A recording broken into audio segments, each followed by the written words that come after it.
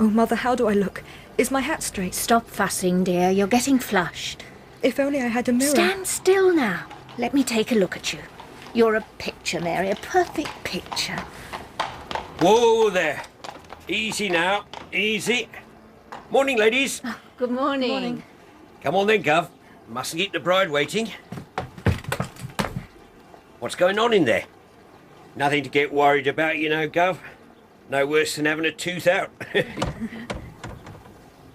Yeah, what's happened? What is it, Gabby? Blimey. Well, who'd believe that?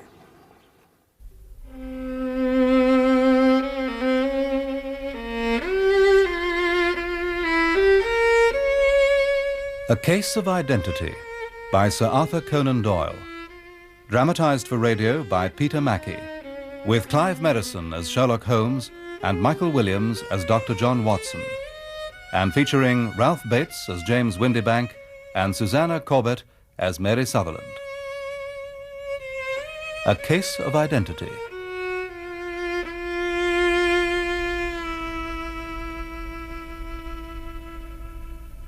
It had been a particularly trying day for me. Up half the night with a most distressing case of splenic fever, followed by an endless stream of petty complaints that stretched my morning rounds well into late afternoon.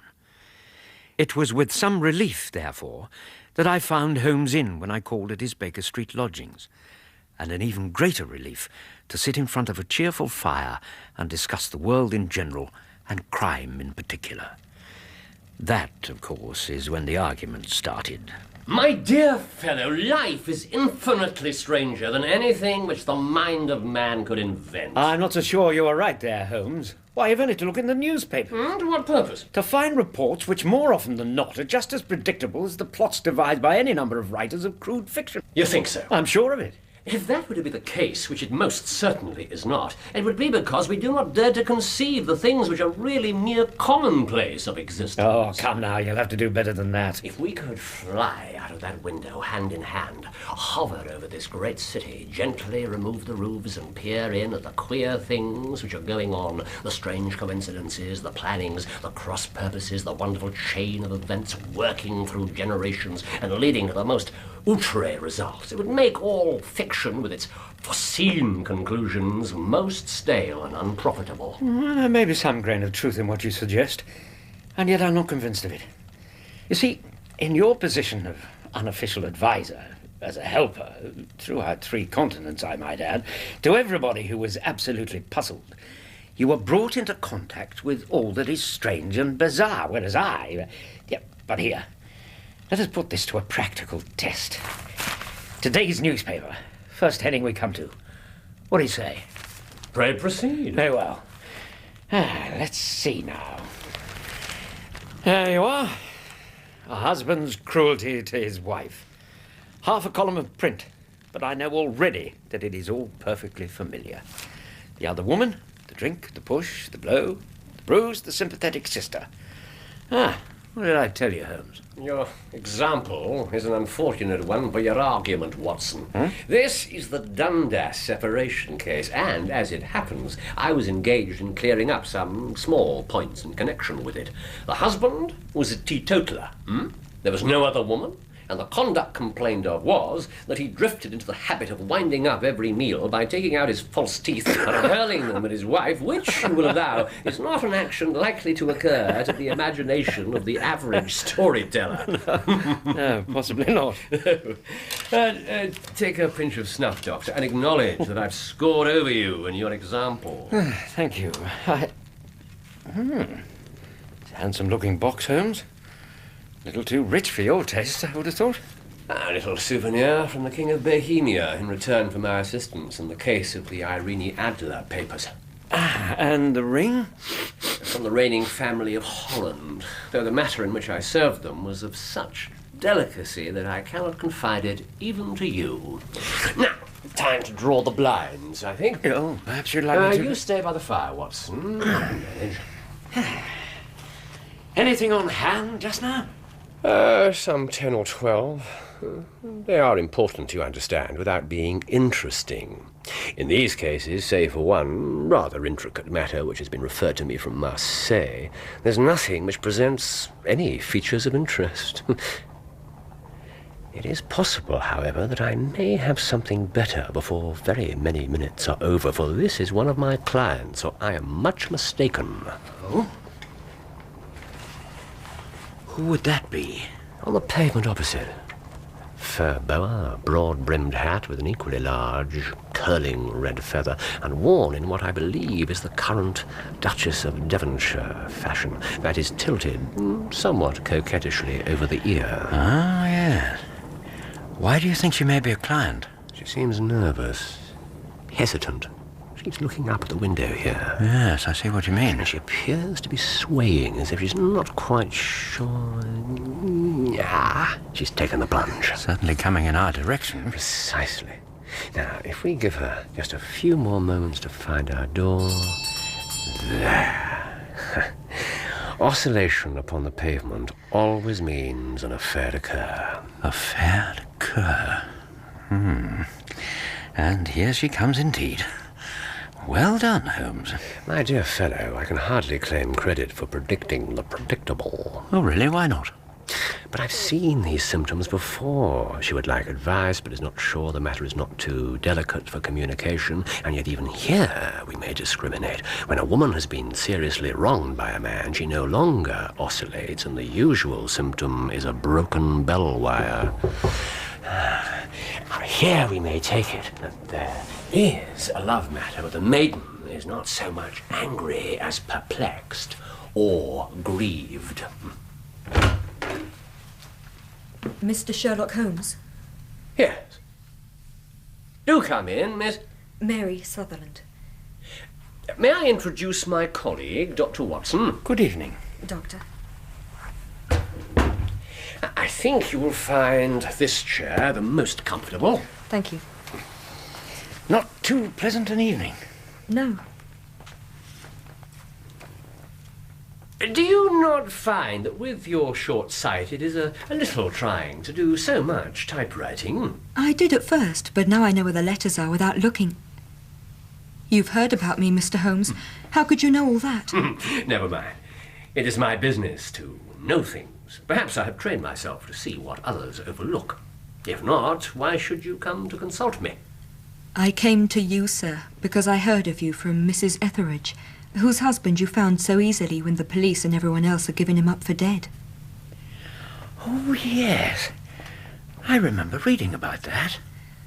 Oh, Mr. Holmes, I wish you would do as much for me. I'm not rich, but still I have 100 a year in my own right, beside the little I make by the machine. And I would give it all to know what has become of Mr. Hosmer Angel. Why did you come away to consult me in such a hurry? Yes, I did bang out of the house, for it made me angry to see the easy way in which Mr. Winterbank, that is my father, took it all. He would not go to the police, and he would not go to you. And so at last, as he would do nothing, it made me so mad I just came right away. Your father, your stepfather, surely, since the name is different. Yes, my stepfather. I call him father, though that sounds funny too, for he is only 5 years and 2 months older than myself. And your mother is alive? Oh, yes. But I wasn't best pleased when she married again so soon after father's death, and a man who was nearly 15 years younger than herself. Tell me about your father. He was a plumber in the Tottenham Court Road, and he left a tidy business behind him, which mother carried on with the foreman, Mr. Hardy. But when Mr. Winterbank came, he made her sell up, for he was very superior, being a traveller in wines. They got 4,700 for the goodwill and interest, which wasn't near as much as father could have got if he had been alive. Your own little income, does it come out of the business? Oh, no, it is quite separate, and was left me by my Uncle Ned in Auckland. £2,500 in New Zealand stock at 4.5%. But I can only touch the interest. Since you draw so large a sum as 100 a year, and with what you earn into the bargain, you no doubt travel a little, indulge yourself in every way. I believe that a single lady can get by very nicely on an income of about £60. I could do with much less than that, Mr. Holmes. But you understand that as long as I live at home, I don't wish to be a burden to them. They draw the interest every quarter, and I manage very well on my typewriting. It brings me twopence a sheet, and I can often do from 15 to 20 sheets in a day. That's most commendable. You have made your position very clear to me. Kindly tell us now about your connection with Mr. Hosmer Angel. When Father was alive, we used to get tickets for the Gasfitters' ball, and then afterwards they remembered us and sent them to Mother. But Mr. Winterbank did not wish us to go. He never did wish us to go anywhere, and he would get quite mad if I wanted so much as to join a Sunday school treat. But this time I was set on going. Fortunately, the day before the ball, he went off to France upon the business of the firm. So Mother and I and Mr. Hardy, who used to be our foreman, we all went together. And it was there I met Mr. Hosmer Angel.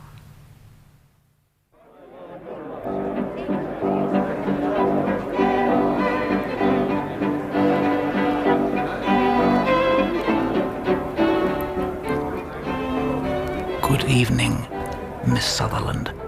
Oh, good evening. May I sit at your table? Well, that is my mother. Forgive me. I waited until she took the floor for the Viennese waltz. But you must be wondering who I am. My name is Angel. Hosmer Angel. I knew your late father. In the line of business, that is. Really? Please, Mr. Angel, do sit down. Thank you.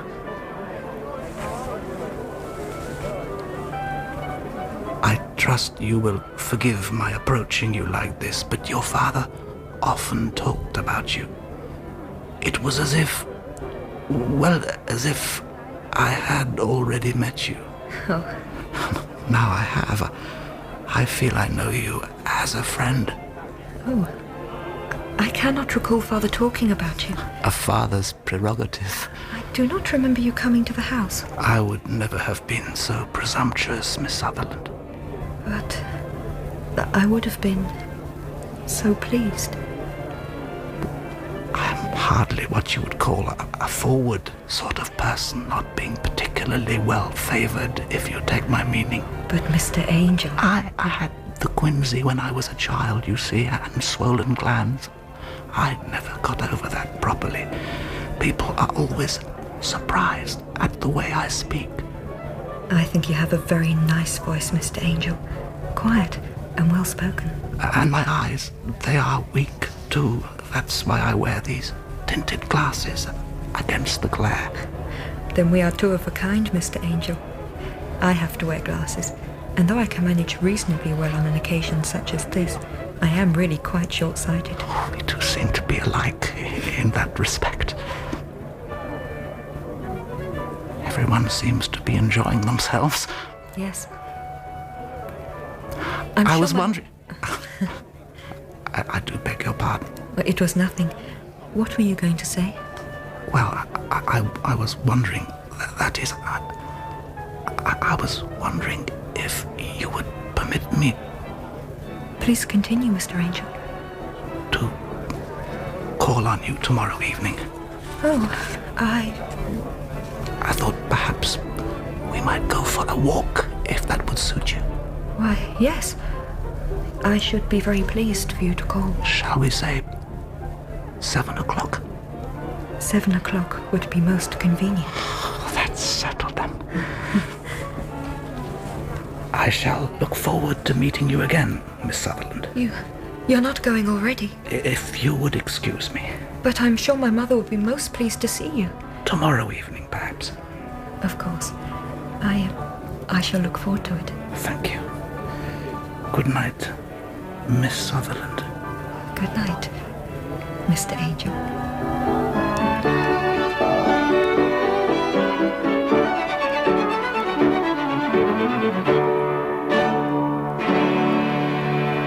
Did your mother recall this Mr. Angel? Yes, she said she did remember him, and although she was disappointed at not seeing him on that occasion, she looked forward to renewing her acquaintance with him. I take it he did call. Oh, yes. He was such a gentleman. And there were further meetings? Almost every day. Well, evening. Hosmer was very shy, you see. He said he preferred to walk with me in the evenings, as he hated to be conspicuous. But I did not mind. That is, I became very fond of Hosmer, Mr. Angel. I know that Mother was taken with him too, and everything would have been so perfect. But then Father arrived back from France. I will not have it. I am master in this house, and I will not have strangers coming in and out without so much as a by your leave as soon as my back is turned. But Father, surely Hosmer could... That is enough. I may be old-fashioned, but I have always held a woman should be happy in her own family circle. She should not have to go outside it. But a woman needs her own circle to begin with. How can I find I do not want to hear another word on this matter. As far as I'm concerned, Mr. Angel is not to come to this house ever again. Did he make an attempt to see you? Father was going off to France again the following week, and Hosmer wrote and said it would be safer and better not to see each other again until he had gone. We could write in the meantime, and indeed he used to write every day. I took the letters in the morning, so there was no need for Father to know. Were you engaged to the gentleman at this time? Oh, yes, after the very first walk we took. Hosmer, Mr. Angel, was a cashier in an office in Leadenhall Street. Which office? That's the worst of it, Mr. Holmes. I do not know. Where did he live? He slept on the premises. And so, where did you address your letters? To the Leadenhall Street post office, to be left till called for. Hosmer said if I sent them to his place of work, he would be chaffed by the other clerks about having letters from a lady. So I offered to typewrite them, the way he did his, but he said no, and that when I wrote them, they seemed to come from me. But when they were typewritten, he always felt that the machine had come between us. That shows you how fond he was of me, Mr. Holmes, and the little things he would think of. It has long been an axiom of mine that the little things are infinitely the most important. What happened when Mr. Windybank returned to France? Hosmer came to the house again and proposed that we should marry before Father came back. I must tell you, Mr. Holmes, I had never seen him like this before. He was in such dreadful earnest. Swear it, you must swear it. But Hosmer, I don't... Swear it here on the testament. But what could possibly... Swear that whatever happens, you will always be true to me. I swear it. There. It's for the best, dear, you'll see. Yes, of course. Now, Hosmer, the wedding. I thought Friday would be the most suitable. In the morning. That should do very nicely. Mary? Do you mean this Friday? Does that not suit you?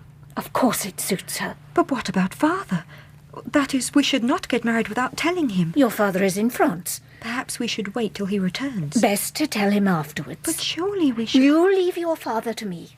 I'll make it all right. But, Mother, he would not even let Hosmer into the house. He's hardly likely to approve of... I said leave your father to me. Now, I have told you it will be all right. Hosmer? I think we must take our chance while we can. You will have no cause to regret this, my dear, I promise you. I know, Hosmer, but... Very well. If it is what you wish, we will be married on Friday. Your wedding was arranged, then, for the Friday. Was it to be in church? Yes, sir, but very quietly. It was to be at St. Saviour's near King's Cross, and we were to have breakfast afterwards at the St. Pancras Hotel. Hosmer came for us in a hansom, but as there were two of us, he put us both into it and stepped himself into a four-wheeler, which happened to be the only other cab in the street. We got to the church first, and when the four-wheeler drove up, we waited for him to step out. Come on then, Gov. Mustn't keep the bride waiting. What's going on in there? Nothing to get worried about, you know, Gov. No worse than having a tooth out. Here, what's happened? What is it, Cabby? Blimey. But who'd believe that? He's gone. That was last Friday, Mr. Holmes. I have not seen Hosmer since, nor have I received any communication from him. It seems to me that you've been very shamefully treated, Miss Sutherland. Oh, no, sir. He was too good and kind to leave me so. Why, all that morning he'd been saying to me that whatever happened, I was to be true, and that even if something quite unforeseen occurred to separate us, I was always to remember that I was pledged to him, and that he would claim his pledge sooner or later. It seems strange talk for a wedding morning, but what has happened since gives a meaning to it. Your own opinion is, then, that some unforeseen catastrophe has occurred to him? I believe he foresaw some danger, or else he would not have talked so. And then I think what he foresaw happened. But you have no notion as to what it could have been? None. How did your mother take the matter? She was very angry, and said I was never to speak of Hosmer again. And your father? Did you tell him? Yes, and he seemed to think with me that something had happened, and that I should hear of Hosmer again. As he said, what interest could anyone have in bringing me to the doors of the church and then leaving me? And yet what could have happened to him? And why does he not write? It drives me half mad to think of it. I'm out of my mind with worry. Mr. Holmes, please, you must find him for me, you must. I shall glance into the case for you, and I have no doubt we shall reach some definite result. Let the weight of the matter rest on me now, and do not let your mind dwell upon it further. Above all, try to let Mr. Hosmer Angel vanish from your memory as he has done from your life. Then you don't think I will see him again? I fear not. Then what has happened to him? You will leave that question in my hands. Very well. Before you go, Miss Sutherland, I should like an accurate description of Mr. Angel and any letters of his that you can spare. I advertised for him in last Saturday's Chronicle. I have the slip here, and 4 letters and my own address. Thank you. Where is Mr. Windybank's place of business? He travels for Westhouse and Marbank, the great claret importers of Fenchurch Street. Thank you. You have made your statement very clearly. Please try and remember the advice which I've given you. Let the whole incident be a sealed book, and do not allow it to affect your life. You are very kind, Mr. Holmes, but I cannot do that. I shall be true to Hosmer. He shall find me ready when he comes back. For all the preposterous hat and the vacuous face, there was something noble in the simple faith of our visitor, which compelled our respect.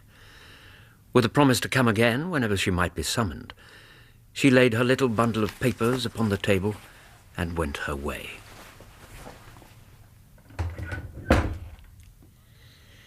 My old friend was silent for a few moments. Then he took down from the rack the old and oily clay pipe, which was to him a counsellor. And then leant back in his chair, with the thick blue cloud wreaths spinning up from him, and a look of infinite languor in his face. Quite an interesting study, that maiden. I found her more interesting than her little problem, which, by the way, is rather a trite one. You'll find parallel cases if you consult my index. Andover in 77 springs to mind, and there was something of the sort at The Hague last year. Old as the idea is, however, there were 1 or 2 details which were quite new to me, but the maiden herself was most instructive. You appear to read a good deal upon her, which was quite invisible to me. Not invisible, but unnoticed, Watson. I can never bring you to realize the importance of sleeves, the suggestiveness of thumbnails, or the great issues that may hang from a bootlace. I think you may find you sell me short there, Holmes. Then what did you gather from the woman's appearance? Describe it. Well, apart from the hat and the boa, her jacket was black, with black beads sewn upon it, and a fringe of little black jet ornaments. Her dress was brown, rather darker than coffee colour, with a little purple plush at the neck and sleeves. Her gloves were greyish and were worn through at the right forefinger. Her boots I didn't observe. She had small, round, hanging gold earrings, and a general air of being fairly well-to-do in a vulgar, comfortable, easy-going way. Upon my word, Watson, you're coming along wonderfully. Thank you, Holmes. You've really done very well indeed. True, you've missed everything of importance, but you've hit upon the method, and you've a quick eye for colour. Never trust to general impressions, but concentrate yourself upon details. buttonholes. Now, my first glance is always at a woman's sleeve. In a man, it's perhaps better first to take the knee of the trouser. I did observe the worn glove. Indeed, but you fail to see that both glove and finger were stained with violet ink, an obvious indication that she'd written a note before leaving home, but after being fully dressed. And it must have been this morning, or the mark would not remain clear upon the finger. And what else? The plush on her sleeves, a most useful material for showing traces. The double line above the wrist where the typewriter presses against the table was beautifully defined. The sewing machine of the hand type leaves a similar mark, but only on the left arm and on the side farthest from the thumb. And when I glanced at her face and saw the dint of the pince-nez at either side of her nose, I ventured a remark upon short-sighted typewriting which seemed to surprise her. It surprised me. Yeah, but surely it was obvious, I was then interested, on glancing down, to observe that though the boots which she was wearing were not unlike each other, they were really odd. One having a slightly decorated toe cap, the other a plain one. One was buttoned only in the 2 lower buttons out of 5, and the other at the 1st, 3rd, and 5th. Now, when you see a young lady otherwise neatly dressed has come away from home with odd boots, half buttoned, it is no great deduction to see that she came away in a hurry. No, I suppose not. All this is quite amusing, of course, though rather elementary. Now, we must get back to business, Watson. Would you mind reading me the advertised description of Mr. Hosmer Angel? Certainly. Let me see now. Missing on the morning of the 14th, a gentleman named Hosmer Angel, about 5 feet 7 inches in height, strongly built, sallow complexion, black hair, a little bald in the centre, bushy black side whiskers and moustache, tinted glasses and slight infirmity of speech. Was dressed when last seen in black frock coat faced with silk, with brown gaiters over elastic-sided boots, known to have been employed in an office in Leadenhall Street, and it would be bringing... Yes. As to the letters, well, they're very commonplace. Absolutely no clue in them to Mr. Angel, save that he quotes Balzac once. There is one remarkable point, however, which will no doubt strike you. They are typewritten. Not only that, the signature is also typewritten. Now look at the neat little Hosmer Angel at the bottom. There is a date, you see, but no superscription except Leadenhall Street, which is rather vague. The point about the signature, however, is very suggestive. In fact, we may call it conclusive. Of what? My dear fellow, is it possible you do not see how strongly it bears upon the case? I cannot say that I do, Unless he wished to be able to deny his signature if an action for breach of promise were instituted. No, that was not the point. However, I shall write 2 letters which should settle the matter, after which, my dear fellow, as we can do nothing until we have the replies, I suggest we put our little problem upon the shelf for the interim. I had had so many reasons to believe in my friend's subtle powers of reasoning and extraordinary energy in action that I felt he must have some solid grounds for the assured and easy demeanour with which he treated the singular mystery which he had been called upon to fathom. Once only had I known him to fail, in the case of the King of Bohemia and of the Irene Adler photograph. But when I look back to the weird business of the sign of 4 and the extraordinary circumstances connected with a study in scarlet, I felt it would be a strange tangle indeed, which he could not unravel.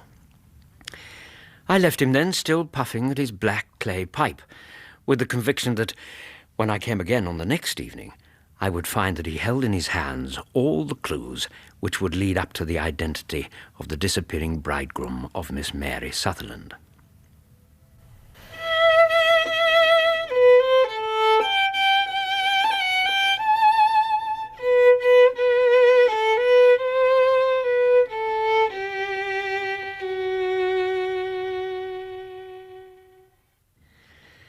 The whole of the next day my attention was engaged by a professional case of great gravity, and it was not until close upon 6 o'clock that I found myself free to spring into a hansom and drive to Baker Street.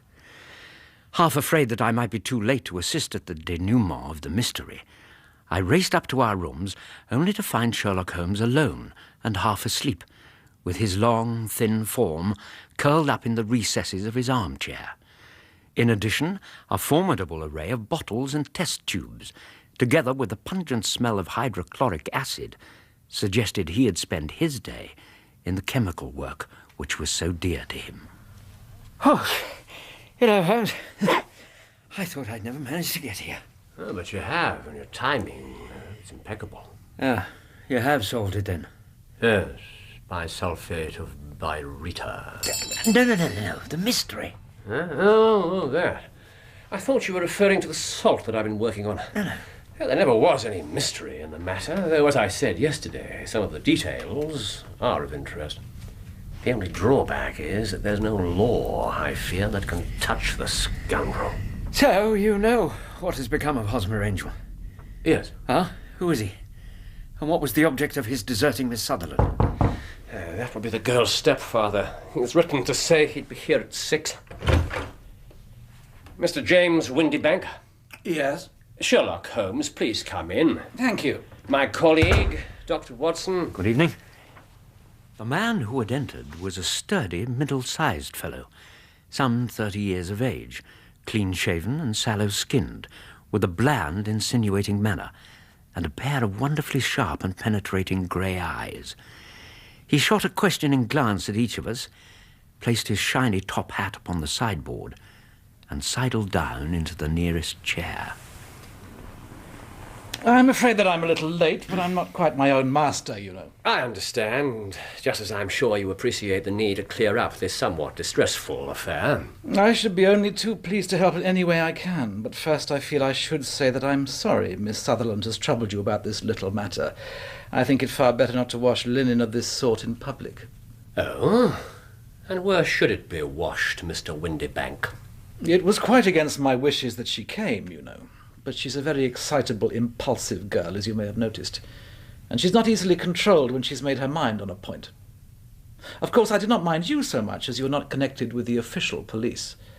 But it is not pleasant having a family misfortune like this noised abroad, and a useless expense, too, for how could you possibly find this Hosmer Angel?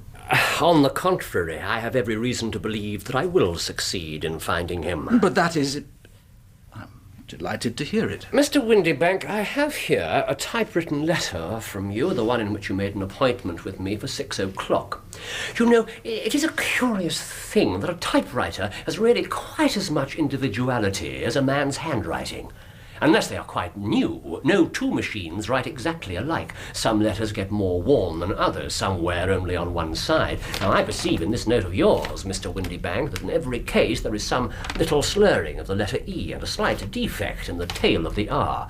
There are 14 other characteristics, but those are the more obvious. We do all our correspondence with this machine at the office. No doubt it is a little worn. And I will show you now what is really a very interesting study. You know, Watson, I think I might even write a little monograph on the subject one of these days. The typewriter and its relation to crime. Oh, yes. Splendid idea. We shall see. Mr. Windybank, I have here 4 letters which purport to come from the missing man. They are all typewritten. In each case, not only are the E's slurred and the R's tailless, but you will observe, if you care to use my magnifying lens, that the 14 other characteristics to which I've alluded are there as well. I cannot waste time over this sort of fantastic talk. If you can catch the man, catch him. And let me know when you've done it. Certainly, I let you know now. I have caught him. How dare you, sir? I demand that you unlock that door. It won't do, really. It won't. There is no possible getting out of it, Windybank. It is quite too transparent. And it was a very bad compliment when you said it was impossible for me to solve so simple a question. What I really... That's right. Sit down and let us talk it over. It's not actionable, you know. I'm very much afraid that it is not. But between ourselves, Windybank, it was as cruel, selfish, and heartless a trick in a petty way as has ever come before me. Now, let me just run over the course of events, and you will contradict me if I go wrong. Windybank sat huddled up in his chair, with his head sunk upon his breast, like one who is utterly crushed. For his part, Holmes stuck his feet up on the corner of the mantelpiece, and, leaning back with his hands in his pockets, began talking. rather to himself, as it seemed, than to us. The man married a woman very much older than himself for her money, and he enjoyed the use of the money of the daughter as long as she lived with them. It was a considerable sum for people in their position, and the loss of it would have made a serious difference, so it was worth an effort to preserve it. The daughter was of a good, amiable disposition, affectionate and warm-hearted in her ways, so that with her fair personal advantages and her little income, she would not be allowed to remain single long. Now, her marriage would mean, of course, the loss of 100 a year. So what does her stepfather do to prevent it? He takes the obvious course of keeping her at home and forbidding her to seek the company of people of her own age. But she becomes restive, insisted upon her rights, and finally announced her positive intention of going to a certain ball. What does her clever stepfather do then? He conceives an idea more creditable to his head than to his heart. With the connivance and assistance of his wife, he disguised himself, covered those keen eyes with tinted glasses, masked the face with a moustache and a pair of bushy whiskers, and sank that clear voice into an insinuating whisper. Good Lord. Doubly secure on account of the girl's short sight, thus he appears as Mr. Hosmer Angel and keeps off other lovers by making love himself. I don't believe it. Why, it's monstrous. It was only a joke at first. We never thought she would have been so carried away. Very likely not. However that may be, the young lady was very decidedly carried away. You may remember, Watson, she really did believe her stepfather was in France, so the suspicion of treachery never for an instant entered her mind. Yes, of course. So she was flattered by the gentleman's attentions, and the effect was increased by the loudly expressed admiration of her mother. Then Mr. Angel began to call, for it was obvious that the matter should be pushed as far as it would go if a real effect were to be produced. There were meetings and an engagement which would finally secure the girl's affections from turning towards anyone else. But the deception could not be kept up forever. Those pretended journeys to France were rather cumbrous. The thing to do was clearly to bring the business to an end in such a dramatic manner that it would leave a permanent impression on the young lady's mind and prevent her from looking upon any other suitor for some time to come. Which was why he made us swear that vow of fidelity on the testament. Precisely.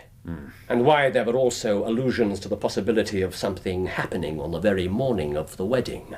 James Windybank wished Miss Sutherland to be so bound to Hosmer Angel and so uncertain as to his fate that for 10 years to come she would not listen to another man. As far as the church door he brought her, and then, as he could go no further, he conveniently vanished away by the old trick of stepping in at one door of a four-wheeler and out at the other.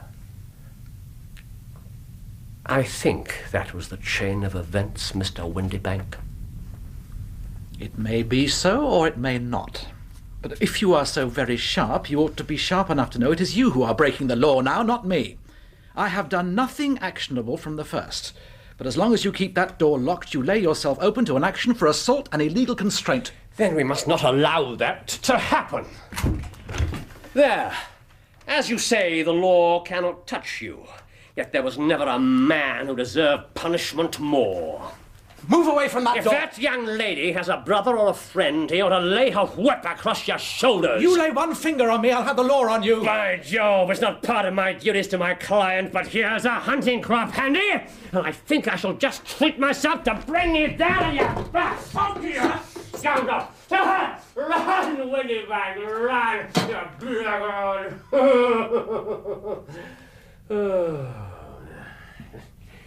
A cold-blooded scoundrel, if ever I saw one. There he goes, running down the road as if all hell had been let loose. I tell you, Watson, that fellow will rise from crime to crime until he does something very bad and ends on the gallows. Yeah, no more than he deserves. I regret that he necessarily remains unpunished in this particular instance. Still, in some respects, the case has not been totally devoid of interest. Even now, I cannot entirely see all the steps of your reasoning. Well, then, let me enlighten you. It was obvious from the first that this Mr. Hosmer Angel must have some strong object for his curious conduct. And it was equally clear that the only man who profited by the incident, as far as we could see, was the stepfather. Yes, I can see that, but what exactly set you onto him? The fact that the two men were never together. One always appeared when the other was away. That was suggestive. So were the curious voice, tinted spectacles. To say nothing of his bushy whiskers. Exactly. And my suspicions were all confirmed by his peculiar action in typewriting his signature, which of course inferred that his handwriting was so familiar to Miss Sutherland that she would recognize even the smallest sample of it. So you see, all these isolated facts, together with many minor ones, all pointed in the same direction. Yes, I see. But how did you verify them? But having once spotted my man, it was easy to get corroboration. I knew where he worked, so, having taken the printed description, I eliminated everything from it which could be the result of a disguise, whiskers, glasses, voice, and sent it to the firm with a request that they should inform me whether it answered the description of any of their travellers. I'd already noticed the peculiarities of the typewriter, and I wrote to the man himself at his business address, asking him if he would come here. As I expected, his reply was typewritten and revealed the same trivial but characteristic defects I had previously noted in Hosmer Angel's correspondence. The same post brought me a letter from Westhouse and Marbank of Fenchurch Street to say that the description tallied in every respect with that of their employee, James Windybank. Voila, tout. Yes, quite. That's that then. You can chalk up another success. Success? Hardly the word I would have chosen. Admittedly, the law can't touch the blackguard, but he'd certainly think twice before trying anything of this sort again. Yes, let us hope so.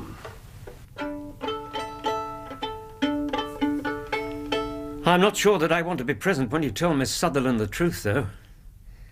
Her own stepfather. As for that mother of hers, well...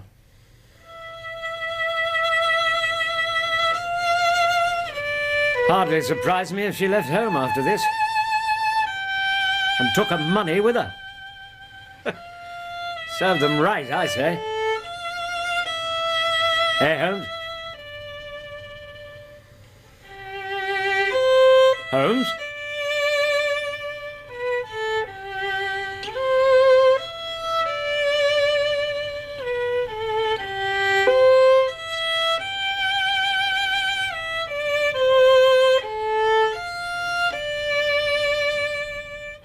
I never did establish whether Sherlock Holmes ever acquainted his client with the truth of her situation. Even had he done so, I doubt very much if she would have believed him. Indeed, it would not surprise me to learn that even now, so many years after those bizarre events took place, she is still waiting for the return of Hosmer Angel.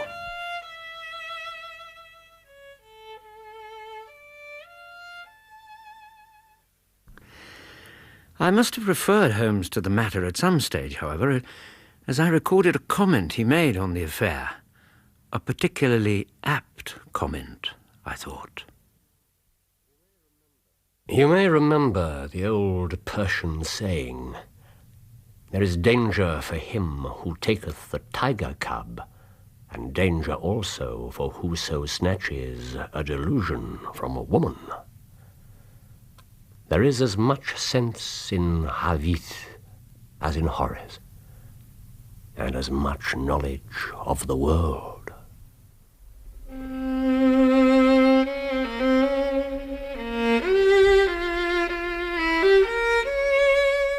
In A Case of Identity, Sherlock Holmes was played by Clive Merrison and Dr. Watson by Michael Williams. Mary Sutherland was played by Susanna Corbett and James Windybank by Ralph Bates, with Oriel Smith as Mrs. Windybank and Ian Lindsay as the cabbie. The violinists were Leonard Friedman and Alexander Balinescu. A Case of Identity was dramatized for radio by Peter Mackie and directed by Enid Williams.